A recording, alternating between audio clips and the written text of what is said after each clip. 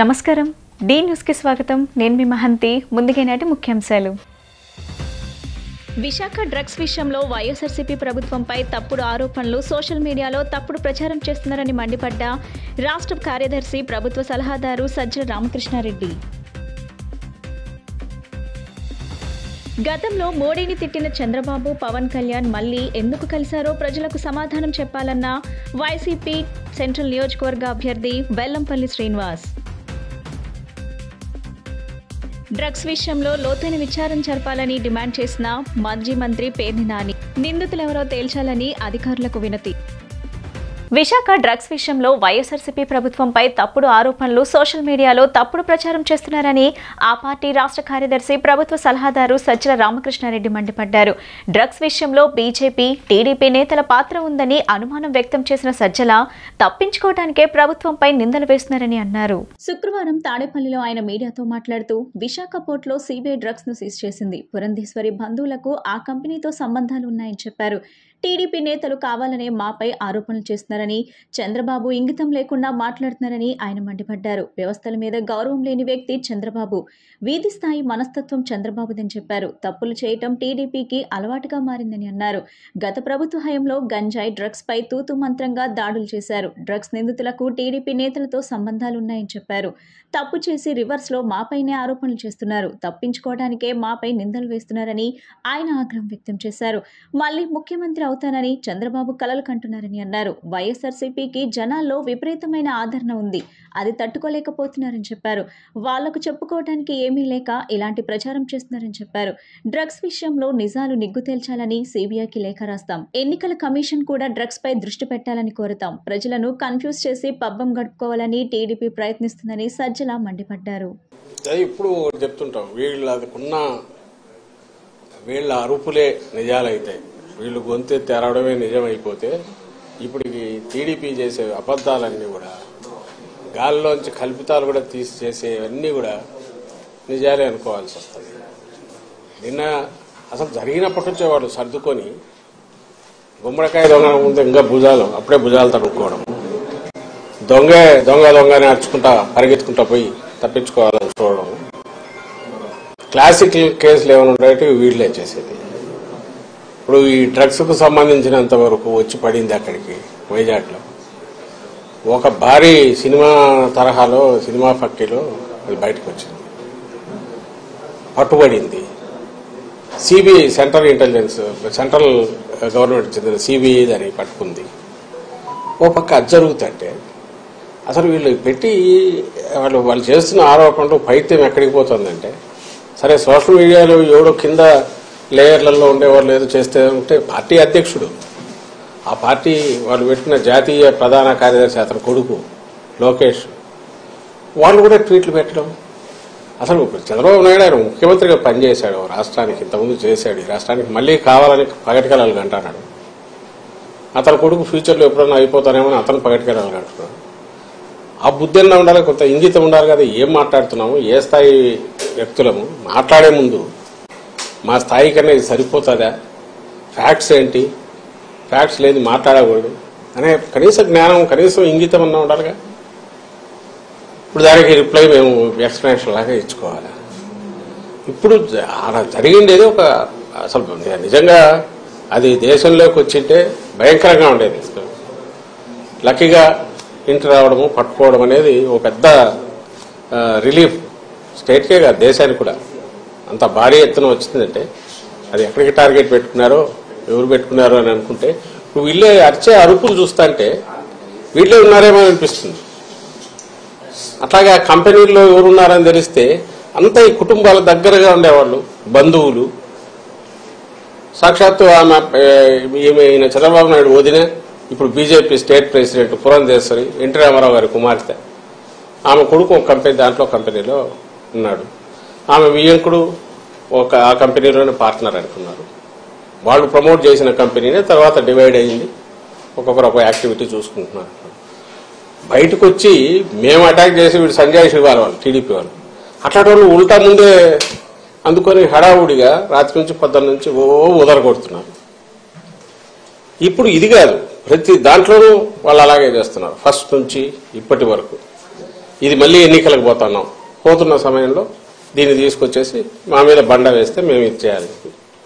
ఇది ఖచ్చితంగా మేము అనుమానించేది ఇది ఒక పెద్ద రిలీఫ్ దొరకడం అనేది అదే గన ఊహించలేకపోతున్నాం. అది గన తప్పించుకొని బయటకు వచ్చింటే ఇది ఖచ్చితంగా టీడీపీకి సంబంధించిన నాయకుల రోల్ ఉందని గట్టిగా అనుమానిస్తున్నాం.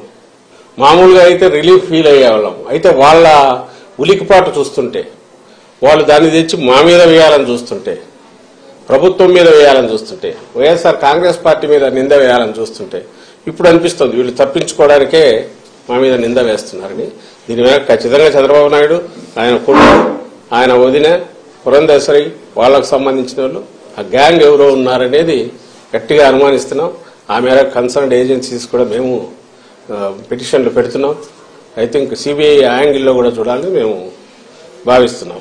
గతంలో మోడీని తిట్టిన చంద్రబాబు, పవన్ కళ్యాణ్ మళ్లీ ఎందుకు కలిశారో ప్రజలకు సమాధానం చెప్పాలని వైసీపీ సెంట్రల్ నియోజకవర్గ అభ్యర్థి వెల్లంపల్లి శ్రీనివాసరావు నిలదీశారు. సీఎం జగన్ ని ఓడించడం ఎవడితరం కాదన్నారు. కబ్జాదారులకు, గూండాలకు టికెట్స్ ఇచ్చిన ఘనుడు చంద్రబాబు అని విమర్శించారు. వైసీపీ సెంట్రల్ నియోజకవర్గం అభ్యర్థి వెల్లంపల్లి శ్రీనివాసరావు 32వ డివిజన్ అయోధ్యనగర్, లోటస్ ప్రాంతాలలో స్థానిక డివిజన్ పార్టీ ఇన్ఛార్జ్ గుండె సుందర్పాల్, లోటస్ అసోసియేషన్ సభ్యులు మరియు తదితరులతో పర్యటించారు.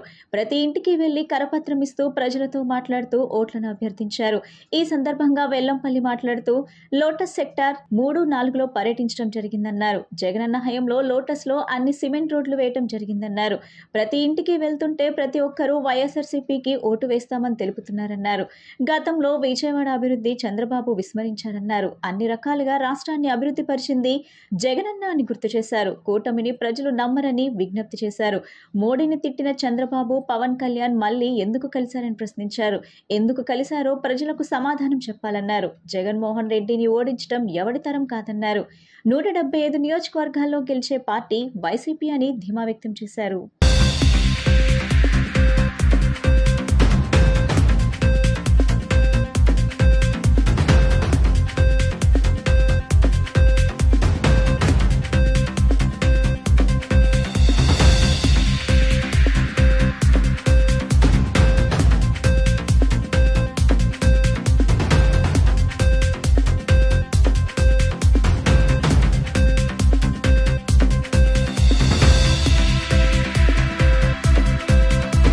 డివిజన్ పర్యటనలో భాగంగా 32 డివిజన్లోని లోటస్ సెక్టార్ 3, 4 ఇవన్నీ కూడా పర్యటించడం జరుగుతుంది.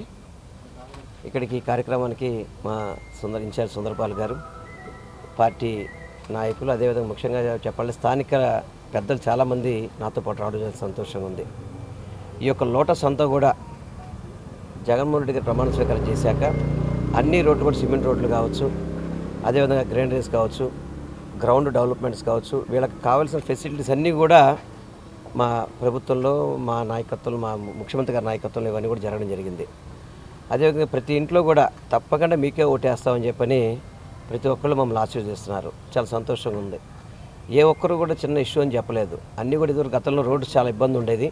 అవి వర్షం వస్తే చాలు వాటర్ అంతా నిలబడే పరిస్థితి ఉండేది. ఇప్పుడు ఈరోజు సిమెంట్ రోడ్ల వల్ల మేమందరం చక్కగా అందరం కూడా చాలా సంతోషంగా ఉన్నామని చెప్పని చెప్తుంటే, ఇది కాదా అభివృద్ధి అనేది ఈరోజు ప్రజల్లో వచ్చే మాటే, ఇది అభివృద్ధి కాదా అని చెప్పని నేను చంద్రబాబుని కానీ ఇతర రాజకీయ పార్టీ నాయకులను కోరుకుంటున్నాను. అభివృద్ధి అంటే ఊరికి కేవలం ఏదో అమరావతిలో 4 బిల్డింగులు కడితే అభివృద్ధి కాదు. ప్రతి ఒక్కళ్ళు కూడా అభివృద్ధి చెందాలి. ముఖ్యంగా వాళ్ళ పరిసరాలు అభివృద్ధి చెందాలి, వాళ్ళ అన్ని చోట్ల కూడా అభివృద్ధి చెందాలి. అవన్నీ కూడా చేసుకుంటూ ఒక్కొక్కటి చేసుకుంటూ ఈరోజు గవర్నమెంట్ స్కూల్స్ని అభివృద్ధి చేస్తారు, హాస్పిటల్స్ని అభివృద్ధి చేస్తారు, అదేవిధంగా ఇండస్ట్రీలకు పెట్టుబడిదారులకు ఆకర్షించడానికి ప్రయత్నం చేస్తారు. అన్ని రకాలుగా చక్కగా చేస్తుంటే ఇంకా అభివృద్ధి లేదు అని చెప్పే విధంగా పచ్చ మీడియాలు చూపెడతాం చాలా బాధాకరం. ఇప్పుడు గతంలో కంటే కూడా ప్రభుత్వ ఉద్యోగాలు ఎక్కువ ఇచ్చిన ఘనత కూడా మా ముఖ్యమంత్రి గారిదే. పథకాలు చూసుకున్నా కానీ, అభివృద్ధి చూసుకున్నా కానీ మా ప్రభుత్వంలో జరిగినట్టు ఏ ప్రభుత్వంలో జరిగిందా అని చెప్పని నేను మీ ద్వారా చంద్రబాబు గారికి, నారా లోకేష్కి, అదేవిధంగా పవన్ కళ్యాణ్ గారికి, ఇద్దరు ముగ్గురికి కూడా సవాల్ ఇస్తున్నాను. మీరు గతంలో 2014 నుంచి 2019 వరకు మీరు కలిసి పోటీ చేశారు. 2019లో మరి ఎందుకు విడిపోయారో తెలియదు. మళ్ళీ 2024లో గెలిచారు. అసలు మిమ్మల్ని ప్రజలు నమ్ముతారా?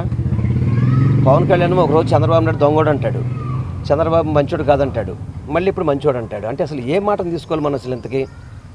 అదేవిధంగా నారా చంద్రబాబు నాయుడు మన మోడీ గారిని టెర్రరిస్ట్ అన్నాడు, వ్యక్తిగతంగా టార్గెట్లు చేశాడు. ఆ రోజు ఎందుకు తిట్టాడు, ఈరోజు ఎందుకు కలిశాడు చెప్పాల్సిన అవసరం ఉంది. ఈరోజు మీరు కూటమి పెట్టుకున్నాము, మేము ముగ్గురం కలిసి పోటీ చేస్తామంటే కాదు.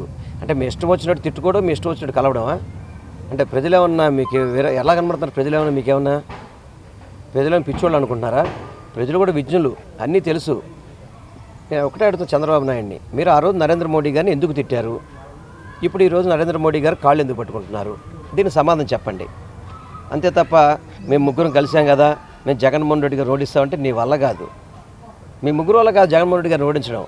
ఇక్కడ 175 సీట్లు గెలిచేసి పార్టీ మా జగన్మోహన్ రెడ్డి గారు. అదేవిధంగా సెంట్రల్ నియోజకవర్గంలో కూడా ఇక్కడ కొబ్బరి బొండ ఉన్నాడు. కొబ్బరి బొండ తెలుసు కదా మీకు. అతను ఉదయం 11ంటిగా నిద్రలేవాడు. నిద్రలేసి ప్రజలను కలిసే పరిస్థితి ఉండదు, ప్రజలకి మేలు చేయాలి ఉండదు. పొరపాటున రోడ్డు మీద వస్తే కనుక పొరపాటున లోటస్లోకి వస్తే స్థలాలని కబ్జా చేస్తాడు. లోటస్లో స్థలాలు ఖాళీ ఉన్నాయని కనబడ్డాయంటే చాలు కబ్జా చేసేస్తాడు. అందుకే లోటస్ గేట్లో కూడా రానిరు అతన్ని.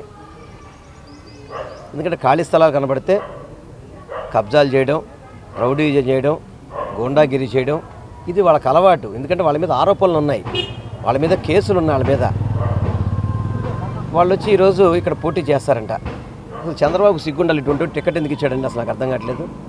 అంటే అతను కూడా ఒక వెన్నుపోటుదారుడే కదా, అందుకే అటువంటి వాళ్ళకి ఎక్కువ ప్రోత్సహిస్తుంటాడు. ఏదేమైనా కానీ ఈ నియోజకవర్గంలో మా ఎంపీ గారికి మాకు మంచి మెజారిటీతో గెలుస్తామని మాత్రం మీ ద్వారా నేను తెలియపరచుకుంటాను. సెంట్రల్ నియోజకవర్గ in charge plus YSR party central నియోజకవర్గ అభ్యర్థి అయినటువంటి మా వెల్లంపల్లి శ్రీనివాసన్న ఈరోజు గడగడ 32 డివిజన్లో తిరగడం జరుగుతుంది. అలాగే నిన్న సెక్టర్ 1, సెక్టర్ 2, సెక్టర్ 3 ముగించుకొని సెక్టర్ 4లో అక్కడ ఎంటర్ అవ్వడం జరిగింది. ఈ రోజుని ప్రతి ఒక్క రోడ్డు తిరుగుతుంటే ప్రతి ఒక్క ఇంట్లో కూడా హైలీ ఎడ్యుకేటెడ్ పీపుల్, ఇక్కడ నాలెడ్జ్ ఉన్నవాళ్ళు ప్రతి ఒక్కరు కూడా మేము ఇప్పుడు దాకా ప్రభుత్వాలు చెప్పే చూసాం కానీ చేసే ప్రభుత్వాలు చూడలేదండి. ఈరోజు మీరు చెప్పిన విధంగా గ్రేటర్ కమ్యూనిటీ కాకపోయినా గ్రేటర్ కమ్యూనిటీ లాగానే ఒక మోడల్ డివిజన్గా, ఒక బంజారా హిల్స్ లాగా ఈ సెక్టర్ 1, 2, 3, 4, 5ని మంచి తీర్చిదిద్ది మంచి ఒక మోడల్గా నిలబెట్టారు. మేము అడగగానే స్పందించి రోడ్లు దగ్గర ఈ 5 సెక్టర్లు కలిపి 7.5 కోట్లు ఖర్చు పెట్టిన ఘనత వైఎస్ఆర్ కాంగ్రెస్ పార్టీది. అలాగే సెంట్రల్ నియోజకవర్గం మల్లాది విష్ణు గారు ఉన్నప్పుడు 24 hours కష్టపడుతూ ప్రజలకు ఏమి ఇచ్చే అవసరాలు అవి చూసుకుంటూ ఉన్నారు. ఏపీ ఎన్నికల ప్రధాన అధికారి ముఖేష్ కుమార్ మీనాను వైఎస్ఆర్సీపీ నేతలు కలిశారు. సీఈఓతో పేర్ని నాని, లేళ్ల అప్పిరెడ్డి, మల్లాది విష్ణు, మనోహర్ రెడ్డి, నారాయణమూర్తి భేటీ అయ్యారు. వైజాగ్ డ్రగ్స్ రాకెట్లో చంద్రబాబు, లోకేష్, పురంధేశ్వరి, టీడీపీ నేతల కుటుంబ సభ్యుల పాత్రపై ఫిర్యాదు చేశారు. ఎన్నికల్లో అసాంఘిక శక్తులను ప్రోత్సహించడానికి టీడీపీ నేతలు ఈ డ్రగ్స్ ని తెప్పించే ప్రయత్నం చేశారని ఫిర్యాదులో పేర్కొన్నారు.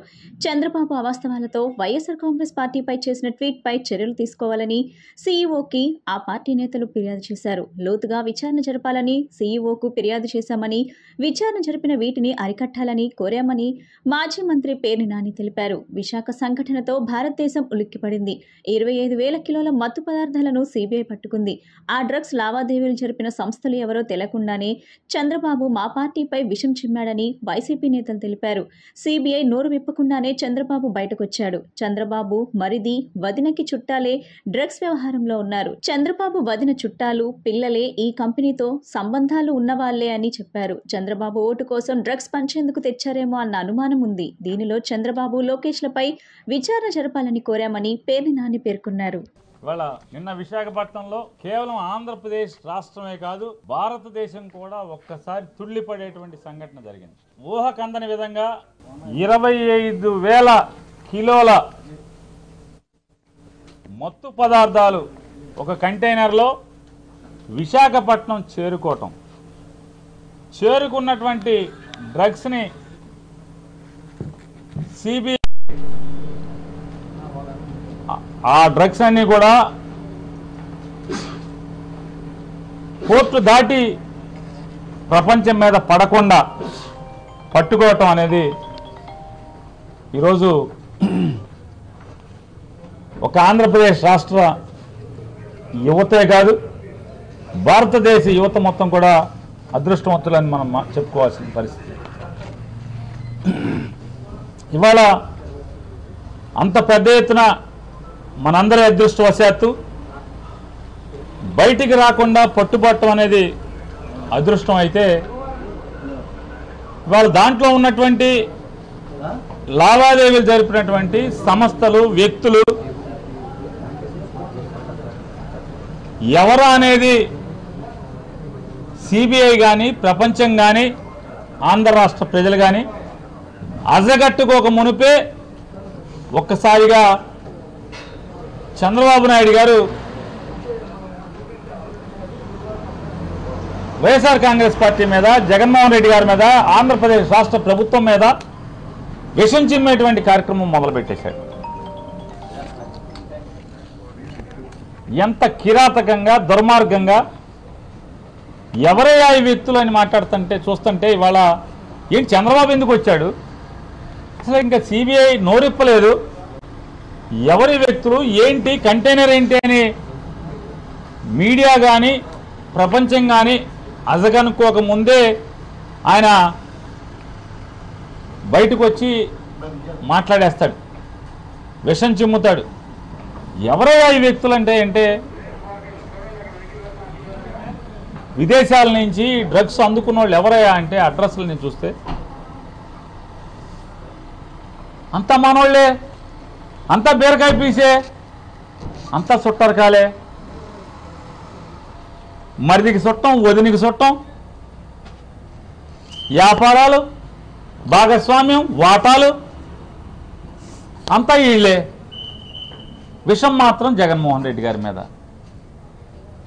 ఎందుకు 45 ఏళ్ల ఇండస్ట్రీ, 14 ఏళ్ల ముఖ్యమంత్రి, 75 ఏళ్ల వయసు, పొలాల్లో రావి చెట్టుకి, తాడి చెట్టుకి కూడా వయసు వచ్చింది, కానీ ఎంతో కొంత జనానికి పనికి వచ్చే పనులు చేస్తూ ఉంటాయి. కానీ ఈయన అనుభవం, ఈయన వయసు ఎవరికి ఉపయోగం? ఈ డ్రగ్స్కి ఎవరి మన చుట్టాలు తెచ్చుకోవటం ఏంటి, మన బీరకాయ పీస్ తెచ్చుకోవటం ఏంటి, మన వదిన గారి చుట్టాలు ఉండటం ఏంటి, వదిన గారి ఇంట్లో పిల్లలు ఉండటం ఏంటి? ఇక అదృష్టం ఏంటంటే ఒక్కడి పేరు చివరి రెడ్ లేదు, బతికిపోయాం. ఎవడన్నా దురదృష్టవశాత్తు ఒక రెడ్డో లేదా ఎవడన్నా కాపోడో ఏంటి పేరుందా అని జగన్మోహన్ రెడ్డి అవుట్ మొత్తం. ఈనాడు జ్యోతి. అసలు మీ చుట్టాలు దొరికితేనే, మామూలుగా మీ చుట్టాలు డ్రగ్స్ తెప్పించారంటేనే జగన్మోహన్ రెడ్డి తెప్పించారని విషయం చెబుతూ ఉంటే, అందుకోసమే ఎలక్షన్ కమిషనర్ గారిని కలిశాం. అయా దీన్ని లోతుగా విచారణ చేయాలి. సార్వత్రిక ఎన్నికల్లో ఎలాంటి అవాంఛనీయ సంఘటనలు జరగకుండా పోలీసులు ముందస్తు భద్రతలు చర్యలు తీసుకుంటున్నారు. వెస్ట్ జోన్ పరిధిలో అత్యంత కీలకమైన ఇబ్రహీంపట్నం మండలం కొండపల్లి మున్సిపాలిటీ పరిధిలో పోలీస్ బలగాల కవాతు కొనసాగుతుంది. నగర పోలీస్ కమిషనర్ కాంతి రాణాటాటా ఆదేశాల మేరకు ఇబ్రహీంపట్నం మండలం గుంటుపల్లి గ్రామంలో భద్రతా బలగాలతో ప్రదర్శన నిర్వహించారు. ఈ కార్యక్రమంలో పాల్గొన్న వెస్ట్ జోన్ ఏసీపీ మురళీకృష్ణారెడ్డి బలగాలతో కలిసి కవాతు నిర్వహించారు. ఈ సందర్భంగా ఆయన మీడియాతో మాట్లాడుతూ వెస్ట్ జోన్ పరిధిలో సమస్యాత్మక ప్రాంతాలు గుర్తించి ప్రత్యేక నిఘా పెట్టినట్లు చెప్పారు.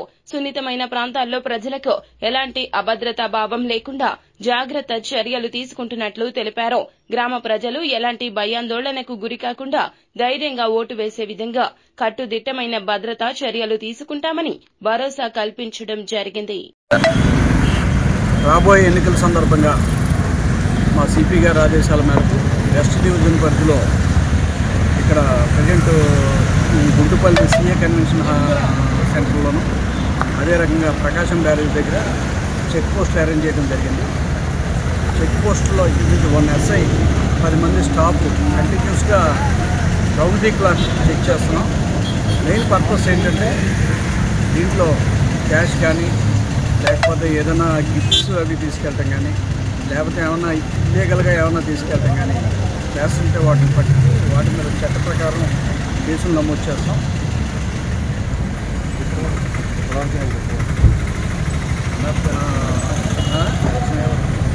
ఇది ఎలక్షన్ అయ్యే వరకు కంటిన్యూగా ఈ చెక్ పోస్ట్ జరుగుతూ ఉంటాయి. ఇప్పటివరకున మార్నింగ్ ఈ ప్రకాశం బ్యారేజ్ చెక్ పోస్ట్లో 1 లక్ష రూపాయలు సీజ్ చేయడం జరిగింది. వాటిని ఆర్ఓ గారికి హ్యాండ్ ఓవర్ చేసి చట్ట ప్రకారం వాళ్ళ ప్రూఫ్స్ అవి ఏమన్నా చూపించినట్టయితే చట్ట ప్రకారం దాని మీద యాక్షన్ తీసుకోవాలి.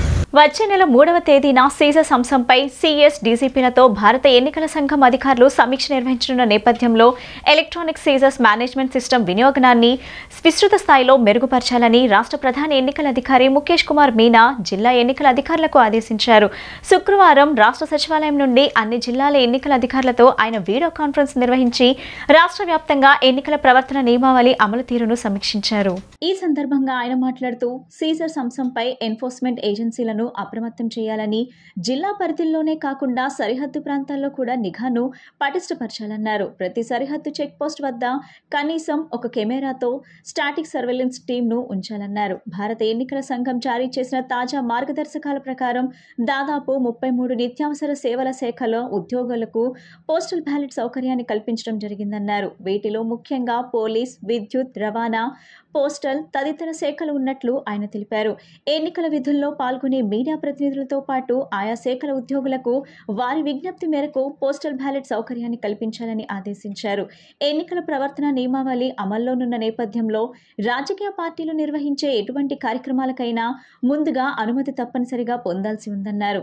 అయితే నేరుగా గానీ ఎన్కోర్ పోర్టబుల్ ద్వారా గానీ అందే దరఖాస్తులను వెంటనే పరిశీలించి సకాలంలో అనుమతులను మంజూరు చేయాలని ఆదేశించారు. శాంతి భద్రతల నిర్వహణ విషయంలో ఎంతో అప్రమత్తంగా ఉండాలని, ఎటువంటి దుర్ఘటనలకు తావు లేకుండా తగు ముందస్తు జాగ్రత్తలు తీసుకోవాలన్నారు.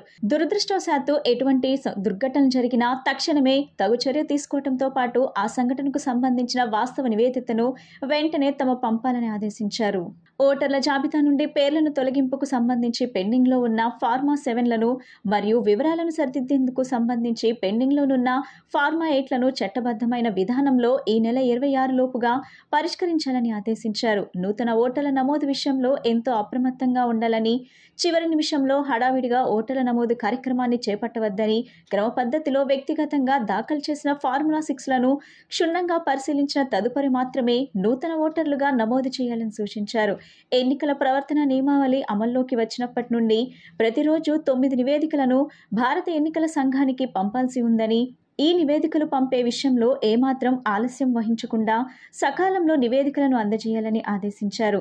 ఈ సమావేశంలో అన్ని జిల్లాల ఎన్నికల అధికారులతో పాటు అదనపు సీఈఓలు P Koteswararao, MN Harinder Prasad, joint CEO Venkateswararao, deputy సీఈఓలు K Visweswararao, Mallibabu, section officer Srinivasarao తదితరులు పాల్గొన్నారు.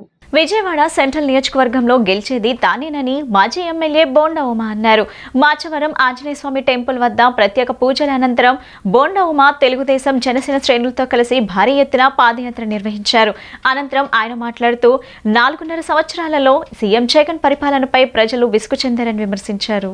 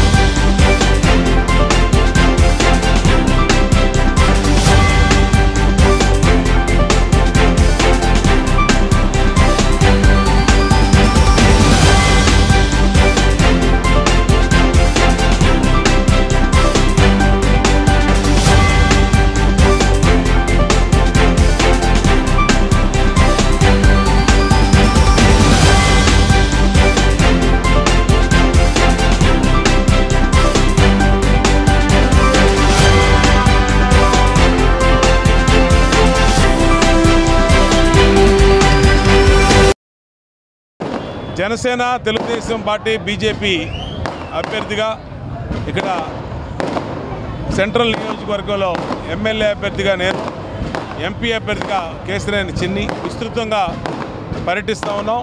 నియోజకవర్గాల్లో పెద్ద ఎత్తున పాదయాత్రలు, డోర్ టు డోర్ పాదయాత్రలు, అలాగే డివిజన్ పాదయాత్రలు కూడా చేపడుతూ ఉన్నాం. ఎక్కడికి వెళ్ళినా అపూర్వమైనటు స్పందన లభిస్తూ ఉంది. గతంలో 5 సంవత్సరాల జగన్మోహన్ రెడ్డి అవినీతి పరిపాలన వల్ల మా కుటుంబాలు చిన్నాభిన్నమైపోయినాయి, మా కుటుంబాలు దెబ్బతిన్నాయి. మళ్ళీ మాకు అండగా నిలవాలని చంద్రబాబు గారు రావాలి, పవన్ కళ్యాణ్ గారు. ఈరోజు స్థానిక 26వ డివిజన్లో ప్రజా చైతన్య యాత్ర అనే పేరుతో ఎన్నికల శంఖారావాన్ని పూరించడం జరుగుతూ ఉంది.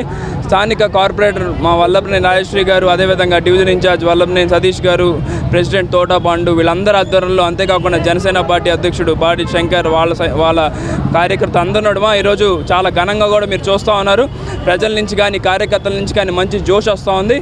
ఇందాక ఉమా గారు చెప్పినట్టు స్థానికంగా ఉన్నటువంటి ఈ 21 డివిజన్లో రోజుకు 2 డివిజన్లు చొప్పున మేము ఈ మెగా పాదయాత్రను ప్రజా చైతన్య యాత్ర అనే పేరుతో తూర్పు నియోజకవర్గం వైసీపీ అభ్యర్థి దేవినేని అవినాష్ విజయాన్ని కాంక్షిస్తూ అతని కుటుంబ సభ్యులు నియోజకవర్గంలో విస్తృతంగా ప్రచారం చేస్తున్నారు. నియోజకవర్గం వ్యాప్తంగా అభివృద్ధి పనులు చేసిన ఘనత అవినాష్దేనని వారు తెలియజేశారు. జగన్ హయాంలో 650 కోట్లతో అభివృద్ధి, 900 కోట్లతో సంక్షేమ పథకాలు అందించిన ఘనత వైసీపీ ప్రభుత్వానినని వారు తెలిపారు. దేవినేని అవినాష్ కి రాబోయే ఎన్నికల్లో ఓటు వేయాలని కోరుతూ గడప గడపకు అవినాష్ అన్న కార్యక్రమాన్ని నియోజకవర్గంలో నిర్వహించారు. ఈ సందర్భంగా దేవినేని అవినాష్ సతీమణి సుధీర 4వ డివిజన్లో, సోదరి క్రాంతి 10వ డివిజన్లో ప్రచారం నిర్వహించారు. ఈ సందర్భంగా గడప గడపకు వెళ్లి జగన్ హయాంలో జరిగిన అభివృద్ధి కార్యక్రమాలను ప్రజలకు వివరించారు. ఈ సందర్భంగా కరపత్రాలను పంచిపెడుతూ నియోజకవర్గ వ్యాప్తంగా జరిగిన అభివృద్ధి కార్యక్రమాలను ప్రజలకు తెలియజేశారు. రాబోయే ఎన్నికల్లో ఫ్యాన్ గుర్తుకు ఓటు వేసి అవినాష్ ని గెలిపించాలని, అవినాష్ తోనే నియోజకవర్గంలో మరింత అభివృద్ధి సాధ్యమవుతుందని వారు తెలిపారు. ప్రజల వద్ద నుంచి వారికి సానుకూల స్పందన లభించింది. ఈ కార్యక్రమంలో స్థానిక కార్పొరేటర్ మరియు డివిజన్ ఇన్ఛార్జ్, నాయకులు, కార్యకర్తలు పాల్గొన్నారు.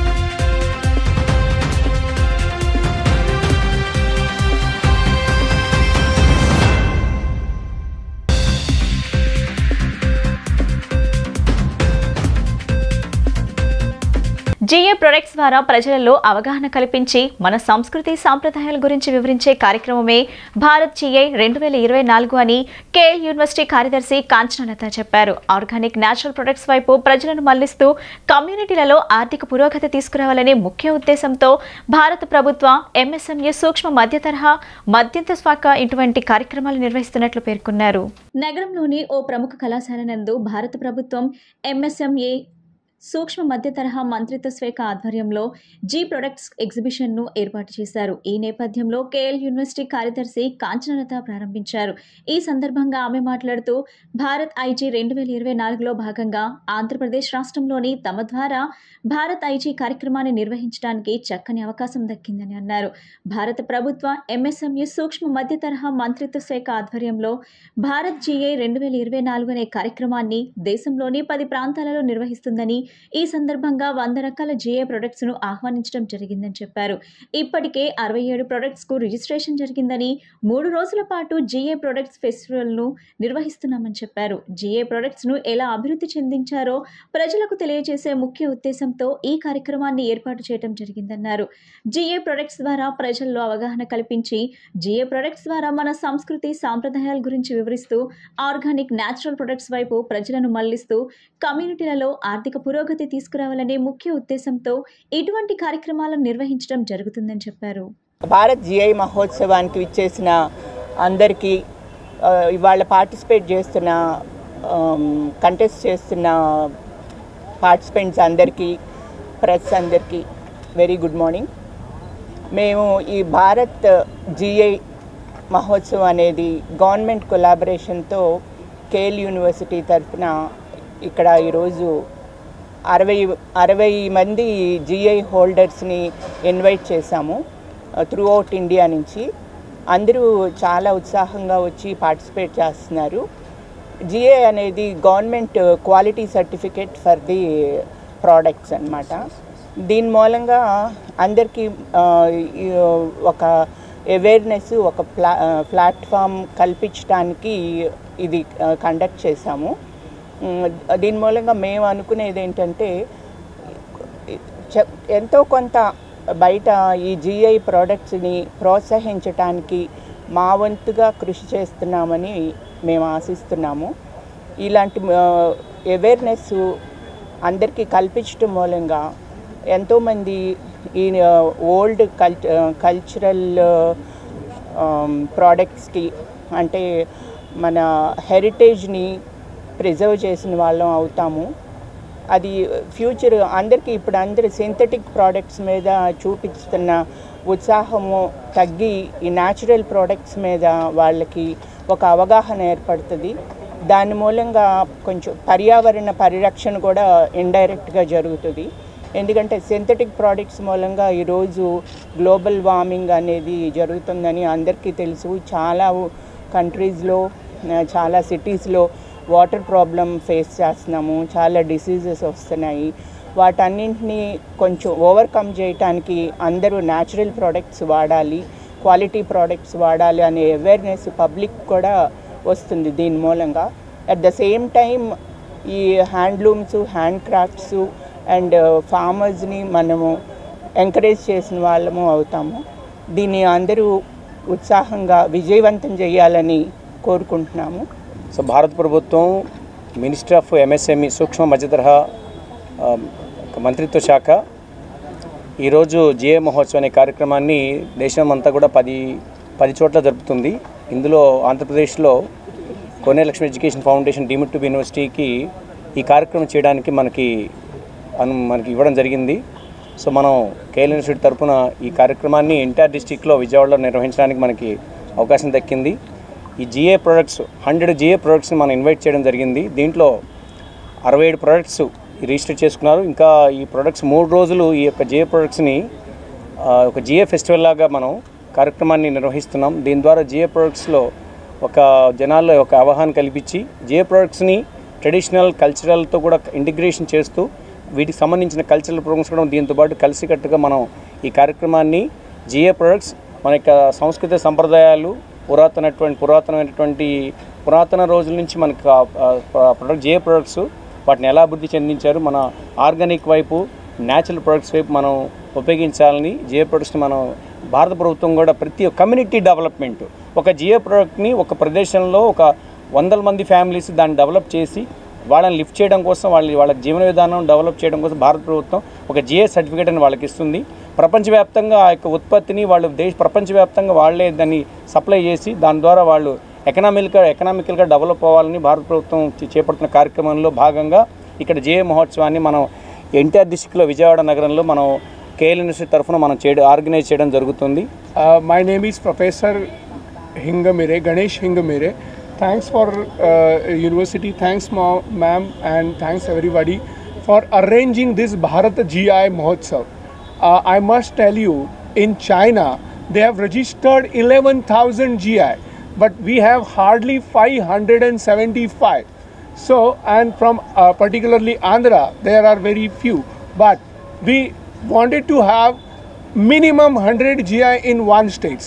So we will have 5,000 in India at this point of time. వాలంటీర్ల వద్ద నుంచి సెల్ ఫోన్లు సిమ్ కార్డులు స్వాధీనం చేసుకోవాలని Telugu Desam floor leader Nelibandla Balaswamy, deputy floor leader ఉమ్మడి చంటి డిమాండ్ చేశారు.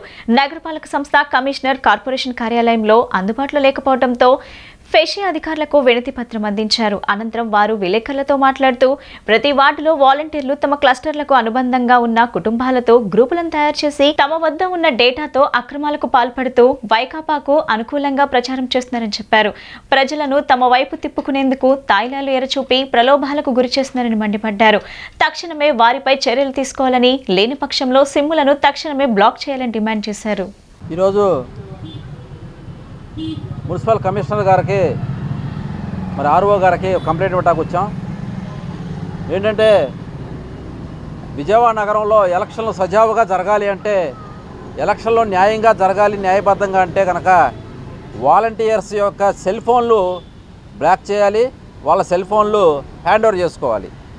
ఏంటంటే ఎలక్షన్లు ఇంకా 45 రోజులు ఉన్నాయి, ఇంకా సుమారుగా 2 నెలలు టైం ఉంది. ఈలోపు వాలంటీర్లు అందరూ కూడా వాళ్ళ దగ్గర సుమారుగా ఒక వాలంటీర్కి వచ్చి ఒక 100 మందికి సంబంధించినటువంటి ఒక 120 మందికి సంబంధించి ఒక డేటా ఉంటుంది. అంటే సుమారుగా 100 ఇళ్ళకి ఒక వాలంటీర్ ఉన్నాడు కాబట్టి ఈ 100 ఇళ్ళతో ప్రతి వాలంటీర్ కూడా ఒక డేటా తయారు చేసి గ్రూప్ పెట్టి ఆ క్లస్టర్ గ్రూప్ పేరుతో మరి ప్రజల్ని తప్పుదోవ పట్టిస్తున్నారు.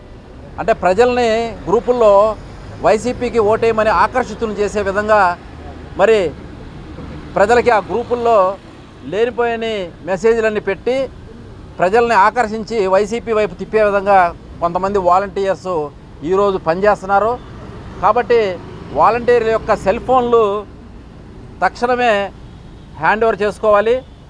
ప్రజలకి ఏదైనా ఐరిష్ లేకపోతే ఫింగర్ ప్రింట్ వేయాలంటే 1వ తారీఖు సెల్ ఫోన్ ఇచ్చి అదే రోజు సాయంత్రం మళ్ళీ హ్యాండ్ ఓవర్ చేసుకోవాలి. ప్రజలకి వృద్ధా పెన్షన్లు ఇచ్చే రోజు 1వ తారీఖు ఇచ్చి ఆ ఒకరోజు పర్మిషన్ ఇచ్చి మళ్ళీ వెంటనే హ్యాండ్ ఓవర్ చేసుకోవాలి. ఎందుకంటే పెన్షన్లు కూడా ప్రజలకు ఆగకూడదు కాబట్టి చెప్తున్నాం. మేము మెయిన్గా గ్రూపులు తయారు చేసి మరి కొంతమంది వైసీపీ నాయకుల కనుసెళ్లల్లో వాలంటీర్స్ మరి ఎక్కువ శాతం మంది పనిచేస్తున్నారు. మరి వాలంటీర్లకు కూడా మనం చూసాం 10,000 15,000 గవర్నమెంట్ వాళ్ళకి ప్రోత్సాహకాలు అని చెప్పి ఇచ్చి రేపు ఎలక్షన్లో మళ్ళీ మీకు ప్యాకేజీలు ఇస్తాము, మంచి ప్యాకేజీలు ఇస్తాము, మీకు ఎలక్షన్లో బాగా పనిచేయండి, ఎలక్షన్లో మీరు 90% పనిచేయాలి, సచివాలయాల్లో 10% పనిచేయండి, మమ్మల్ని గెలిపించడానికి వైసీపీ ఎమ్మెల్యేలని 90% పనిచేయండి అని చెప్పి డైరెక్ట్గా ఎమ్మెల్యే అభ్యర్థులే ప్రకటిస్తున్నారు. మరి ఈరోజు మున్సిపల్ కమిషనర్ గారిని కలవడం జరిగింది. ఎందుకంటే దీనికి కారణం ఏంటంటే, కలవడానికి కారణం ఏంటంటే ఎన్నికల కోడ్ మొదలైనప్పటి నుంచి కూడా ఈ వాలంటరీ సంస్థ అనేది కూడా మరి అధికార పార్టీకి ఫేవర్గా పనిచేస్తూ ఉంది. వాలంటీర్స్ కూడా తెలుసుకోవాల్సిన అవసరం ఒకటి ఉంది. ఎందుకంటే జీతాలు ఇచ్చేది ముఖ్యమంత్రి గారి జేబులోంచి ఇవ్వట్లేదు, జగన్మోహన్ రెడ్డి గారు మీకు ఇవ్వట్లేదు, ప్రజల సొమ్మే మీకు జీతాలుగా ఇస్తున్నారు తప్ప ప్రజల కోసం పనిచేయండి, పార్టీల కోసం పనిచేయబాకండి, మీరు ఒక ఉద్యోగస్తులుగా పనిచేయాలని మనసారా వాలంటీర్స్ని అందరూ కూడా కోరుకుంటా ఉన్నాను. ఇప్పటికే రాష్ట్రం మొత్తం మీద కూడా 40 మందిని సస్పెండ్ చేయడం జరిగింది. మరి ఇంకా ఎంతమంది అవుతారో తెలీదు. ఎందుకంటే ఇప్పుడైనా సరే వాలంటరీ సంస్థ మాత్రం మరి ప్రజల కోసం లాగా ఉపయోగపడాలి తప్ప మరి పార్టీలకు ఉపయోగపడకూడదని ఈ సందర్భంగా తెలియజేస్తున్నాం. ఇవాళ అదేవిధంగా కూడా ఫోన్ తీసుకోవాలా, దాంట్లో డేటా తీసుకోవాలా, చాలా అర్జెంటు. ఎందుకంటే ఇవాళ అన్నీ కూడా వైసీపీకి ఫేవర్గా చేస్తూ ఉన్నారు ఈ వాలంటరీ సంస్థ. మైలవరం టీడీపీ ఎమ్మెల్యే అభ్యర్థిగా వసంత కృష్ణప్రసాద్ను టీడీపీ అధిష్టానం శుక్రవారం ఖరారు చేసింది. వసంత కృష్ణప్రసాద్ 2019 ఎన్నికల్లో వైసీపీ ఎమ్మెల్యే అభ్యర్థిగా పోటీ చేసి గెలుపొందారు. ఇటీవల ఆయన వైసీపీకి రాజీనామా చేసి టీడీపీలో చేరారు.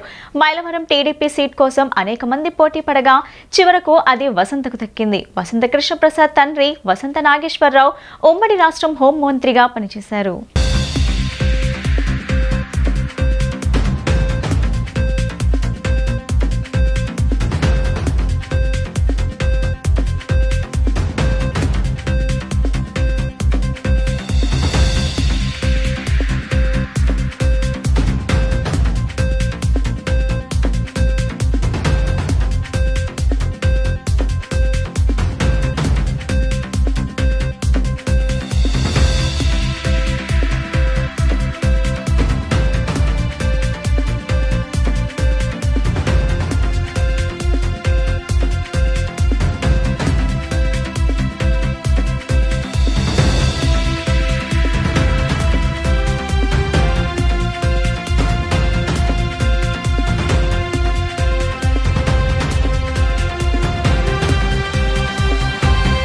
దేశవ్యాప్తంగా food manufacturing, food storage, transportation, food selling విధానాల ద్వారా 1.50 కోట్ల మంది ఫుడ్ బిజినెస్ ఆపరేటర్స్ ఫుడ్ సెక్టార్లో భాగస్వాములై ఉన్నారని FSSI CEO కమల వర్ణన్రావు తెలిపారు. ఫుడ్ సేఫ్టీ ఎన్ఫోర్స్మెంట్ సిబ్బంది ఫుడ్ బిజినెస్ ఆపరేటర్లతో విజయవాడలోని ఒక హోటల్లో ఇంటరాక్షన్ కార్యక్రమం నిర్వహించగా కమల వర్ధన్రావు ముఖ్య అతిథిగా హాజరయ్యారు. క్షేత్రస్థాయిలో ఫుడ్ సేఫ్టీ అధికారులు ఫుడ్ సేఫ్టీ ఆపరేటర్స్ ఎదుర్కొంటున్న సమస్యలను అడిగి తెలుసుకోవడంతో పాటు సలహాలు, సూచనలు కూడా స్వీకరించారు. ఈ సందర్భంగా ఆయన మాట్లాడుతూ స్థిరమైన ప్రమాణాలను అభివృద్ధి చేయడంతో పాటు భవిష్యత్ తరాలకు మెరుగైన ఆహార పదార్థాలను అందించడంలో ఆహార భద్రత, నాణ్యతా ప్రమాణాల సంస్థ FSSAI కీలక పాత్ర పోషిస్తుందన్నారు. అలాగే రోజువారీ తీసుకునే ఆహారంలో విటమిన్ సప్లిమెంట్స్ ఉండేలా ప్రజలు కూడా తగిన జాగ్రత్తలు తీసుకోవాలన్నారు. ఆహారానికి సంబంధించిన చట్టాలను ఏకీకృతం చేయడంతో పాటు ఆహార పదార్థాలకు సైన్స్ ఆధారిత ప్రమాణాలను నిర్దేశించడానికి లభ్యతను నిర్ధారించడం FSSAI ప్రధాన లక్ష్యమన్నారు. సంపూర్ణ ఆరోగ్యం కోసం ఎలాంటి ఆహార పదార్థాలు తీసుకోవాలో, విక్రయించాలో సూచిస్తూ ఎప్పటికప్పుడు మార్గదర్శకాలు తెలియజేస్తున్నామన్నారు. కరోనా మహమ్మారి ప్రభావం తర్వాత FSSAI మరింత అలర్ట్గా వ్యవహరిస్తుందని తెలిపారు. సరైన జాగ్రత్తలు తీసుకోకుండా ఆహార పదార్థాలను ప్యాక్ చేయడం వల్ల అనారోగ్య సమస్యలు తలెత్తుతాయని, ఈ మేరకు హోటల్ వ్యాపారాలు వినియోగదారులకు అవగాహన కల్పించాలన్నారు. వినియోగదారుల భద్రతను నిర్ధారించడానికి FSSAI చేసిన సిఫార్సులను పాటించాలన్నారు. ఆహార భద్రత ప్రమాణాలను నిర్ధారించే విషయంలో నిర్లక్ష్యం వహించకూడదని, ఇందులో భాగంగా ఫుడ్ ప్రొడక్ట్స్ తయారీ, నిల్వ, పంపిణీ, విక్రయంతో పాటు దిగుమతులను ఎప్పటికప్పుడు పర్యవేక్షించాలన్నారు. ఫోర్టిఫైడ్ బియ్యంలో micronutrition, iron, folic acid, vitamin B12 వంటి మరికొన్ని పోషకాలు ఉంటాయన్నారు. ఆహార ఉత్పత్తిలో రాష్ట్రం చిరుధాన్యాల ఉత్పత్తిలో దేశం అగ్రభాగంలో ఉన్నాయని పేర్కొన్నారు. రాష్ట్ర ఆరోగ్య కుటుంబ సంక్షేమ శాఖ కమిషనర్ జె నివాస్ మాట్లాడుతూ మంచి ఆరోగ్యానికి మంచి అలవాట్లతో పాటు మంచి ఆహార పదార్థాలు కూడా చాలా ముఖ్యమని తెలియజేశారు. ఫుడ్ సేఫ్టీ విషయంలో ఎక్కడా రాజీ పడకుండా ఎప్పటికప్పుడు తగిన చర్యలు తీసుకుంటున్నామన్నారు. ఆహార పదార్థాల నాణ్యత ప్రమాణాలు పాటించని హోటళ్లు, దుకాణాలపై కేసులు కూడా పెట్టడం జరిగిందని తెలిపారు. ఈ మేరకు రాష్ట్ర వ్యాప్తంగా ఫుడ్ సేఫ్టీ అధికారులకు శిక్షణా కార్యక్రమాలు కూడా చేపట్టడం జరిగిందని స్పష్టం చేశారు. భారతదేశం మొత్తం మీద 1,50,000 ఫుడ్ బిజినెస్ ఆపరేటర్స్ ఉన్నారు. స్ట్రీట్ వెండర్స్ దగ్గర నుంచి 5 స్టార్ హోటల్స్ వరకు తీసుకుంటే ఈ ఫుడ్ బిజినెస్ ఆపరేటర్స్ అందరూ కూడా 140 కోట్ల మందికి ఫుడ్ సప్లై చేయడంలో పార్టిసిపేట్ చేస్తున్నారు. సో భారతదేశం మొత్తం మీద అండి టోటల్ 1,50,00,000 ఫుడ్ బిజినెస్ ఆపరేటర్స్ ఉన్నారు. స్ట్రీట్ వెండర్స్ దగ్గర నుంచి తీసుకుని 5 స్టార్ హోటల్ వరకు వీళ్ళందరూ కూడా food manufacturing, food storage and food transportation, food selling వీటిల్లో పాల్పంచుకుంటున్నారు. సో వీళ్ళందరికీ కూడా ఒక సేఫ్ ఫుడ్ అనేది 140 crores సప్లై చేయడంలో, స్టాండర్డ్స్ తయారు చేయడంలో food safety and standards authority of India ఒక 2006 యాక్ట్ ప్రకారం రూపీకరించుకున్నాము. దాని ప్రకారంగా ఒక 200 మంది సైంటిస్టులు 21 సైంటిఫిక్ ప్యానెల్స్ తోటి, అంటే మీకు scientific panel on meet and meet products, oils, cereals and pulses and water, ఇట్లా డిఫరెంట్ సబ్జెక్టుల మీద 21 సైంటిఫిక్ ప్యానెల్లు, 200 మంది సైంటిస్టులు పనిచేస్తూ దేశం నలుమూలల 4,000 కంటే ఎక్కువ ఫుడ్ సేఫ్టీ ఆఫీసర్సు, అందరు ఫుడ్ సేఫ్టీ కమిషనర్స్ కలిసి బాధ్యత వహించి ఈ సేఫ్ ఫుడ్ని సప్లై చేయటం అనేది బాధ్యత. సో దాని ప్రకారంగా అన్ని రాష్ట్రాల్లోనూ మేము తిరగటం, ఇండస్ట్రీ తోటి కనెక్ట్ పెట్టుకోవటం, ఇండస్ట్రీ యొక్క అభిప్రాయాలు తెలుసుకోవటం, వాళ్ళ ఫుడ్ ఇండస్ట్రీ యొక్క మ్యానుఫ్యాక్చరర్స్ కానివ్వండి, వాళ్ళు యూజ్ చేసే పెస్టిసైడ్స్ లెవెల్స్ కానివ్వండి, ఫర్టిలైజర్స్ లెవెల్స్ కానివ్వండి, ఇవన్నిటి కూడా తెలుసుకోవడానికి, వాళ్ళ ఛాలెంజెస్ ఏముంటున్నాయి తెలుసుకోవడానికి అందుకని మేము ఇక్కడ రావడం జరిగింది. అన్ని రాష్ట్రాలకు వెళ్తున్నాము, మహారాష్ట్ర, ఉత్తరప్రదేశ్ అన్ని రాష్ట్రాలకు వెళ్ళాం. అదేవిధంగా ఆంధ్రప్రదేశ్లో కూడా ఈ ఫుడ్ బిజినెస్ ఆపరేటర్స్ వాళ్ళకున్న ఇష్యూస్ ఏంటి, రిజిస్ట్రేషన్ దగ్గర నుంచి, రెన్యువల్స్ దగ్గర నుంచి, సర్వైలెన్స్ రిపోర్ట్స్ దగ్గర నుంచి, ల్యాబ్స్తో వాళ్ళకున్న కష్టాలు ఏమిటి, అవన్నీ కూడా ఈరోజు తెలుసుకోవడం జరిగింది. మిత్రులందరూ కూడా, FBO వాళ్ళందరూ కూడా వచ్చారు, ఫుడ్ బిజినెస్ ఆపరేటర్స్ వచ్చారు, రైస్ మిల్లర్స్ వచ్చారు. రైస్ ఫార్టిఫికేషన్ చాలా అద్భుతంగా జరుగుతుంది ఆంధ్రప్రదేశ్లో, అది మీకు అందరికీ తెలుసు. నివాస్ గారు వాళ్ళ టీం కూడా ఎంతో అద్భుతంగా పనిచేస్తున్నారు. రైస్ ఫార్టిఫికేషన్ అనేది ఇప్పుడు దేశం నలుమూలల 2,50,000 పంచాయత్స్లో 5,40,000 రేషన్ షాప్స్లో ఇప్పుడు ఈ రైస్ ఫార్టిఫైడ్ రైస్ సప్లై చేయడం జరుగుతుంది. కాబట్టి ఈ ఫార్టిఫైడ్ రైస్లో పోషక పదార్థాలు ఎలా ఉన్నాయి సంబంధించి rice millers fortified rice premix అనేది తీసుకొస్తున్నాము మనము. ఐరన్, ఫోలిక్ యాసిడ్, వీటి వల్ల మైక్రోన్యూట్రియంట్స్ అంటాము.